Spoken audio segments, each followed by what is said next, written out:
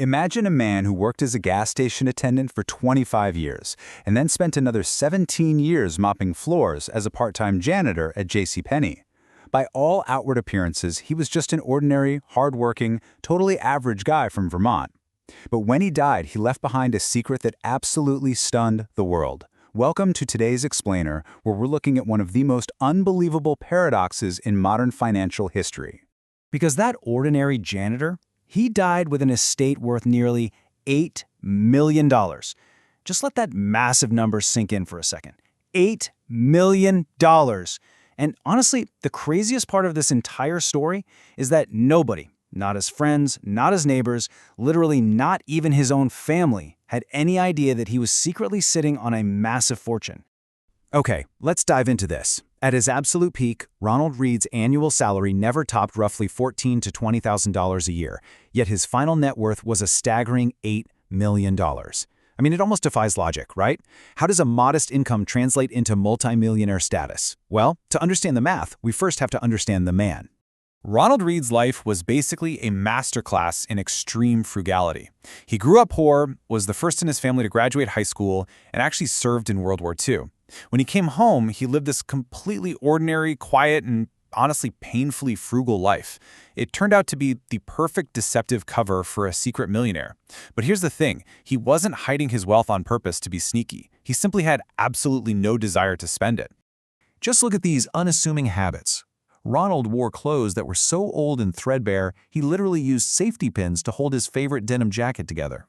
He drove a beat-up second-hand Toyota Yaris worth maybe $5,000. He was an avid outdoorsman who chopped his own firewood well into his 90s. And for breakfast, he'd go to the local hospital coffee shop or later a Friendly's restaurant, always ordering the cheapest thing on the menu. In fact, it gets better. One time at Friendly's, another diner actually paid for Ronald's meal because he looked completely broke. So you can imagine the absolute shock when Ronald passed away in 2014 at the age of 92. When the details of his will were finally read, the truth came out. His stepson told the media they were tremendously surprised, which, let's be honest, might be the understatement of the century. The entire community of Brattleboro, Vermont was completely floored. But that raises the million-dollar question, or I guess the $8 million question. Where was all this money? It wasn't stuffed inside his mattress, and it certainly wasn't just sitting in a basic checking account earning zero interest. The real turning point of this explainer and the secret to his hidden wealth was discovered in a bank vault. Picture this. His attorney is looking through his belongings and finally opens up Ronald's safe deposit box. Now, what's really interesting about this slide is that they didn't find gold bars or wads of cash in that box. They found a 5-inch thick stack of physical paper stock certificates. Because he had been investing for decades, long before digital brokerage apps even existed, he had quietly locked away his shares piece by piece, stock certificate by stock certificate. And he didn't just hoard this wealth for the sake of it, either. Ronald Read was incredibly generous. Out of his nearly $8 million estate, he left $2 million to his family and caregivers. But he left a jaw-dropping $4.8 million to his local hospital, yep, the exact same one where he ate those cheap breakfasts, and $1.2 million to his local library. These were the largest single donations those institutions had ever received in their entire histories. So, how exactly did he do it? We know he's frugal, sure, but you can't just save your way to $8 million on a janitor's salary. You have to invest. It's time to shift gears here and look at the exact mechanics of his wealth creation. We're going to break down what we can call the Ronald Read playbook. The very first play in the book was his relentless savings rate. According to an estimate by one of his neighbors, for every $50 Ronald earned, he would invest 40 of it. Guys, that is a savings rate of roughly 80%. Because he lives so austerely, driving that old car, wearing those pinned-together coats, he freed up almost all of his meager income to go directly toward buying those stock certificates. And he wasn't out there speculating on flashy tech startups or trying to time the market with penny stocks. Not at all. He built an eclectic, highly diversified portfolio of roughly 95 blue-chip companies. These were household names, banks, healthcare, consumer products, companies he inherently understood and read about in the Wall Street Journal at his local library. His top holdings were giants, like Wells Fargo, Procter & Gamble, Colgate-Palmolive, and American Express. His actual mechanism for wealth creation was delightfully simple and ruthlessly effective. Step 1. Buy established blue-chip stocks that pay regular dividends. Step 2. When those dividend checks come in the mail, immediately use them to buy more shares of those exact same companies. Step 3. Hold forever. He didn't subscribe to fads, and because his certificates were physically locked in a bank vault, he wasn't tempted to constantly trade or sell when the market panicked.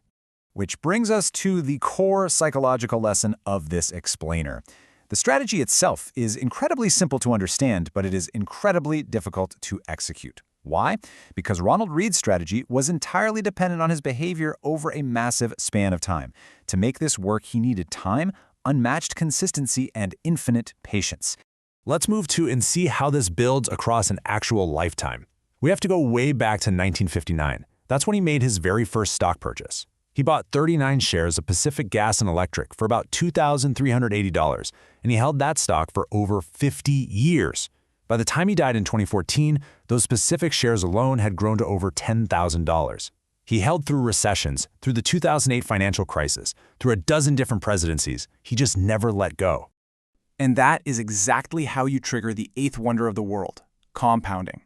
Compounding is simply when your investments generate earnings, and then those earnings generate their own earnings. But compounding demands one thing above all else to work its magic, and that's significant, uninterrupted time. Ronald Reed's absolute greatest secret weapon wasn't some magical stock-picking ability. It was the fact that he just left his money alone for over half a century. So the absolutely crucial point here is that this story is not just some lucky fluke. In fact, Ronald Reed is featured prominently in Morgan Housel's fantastic book, The Psychology of Money, because his life proves a fundamental, timeless law about wealth creation.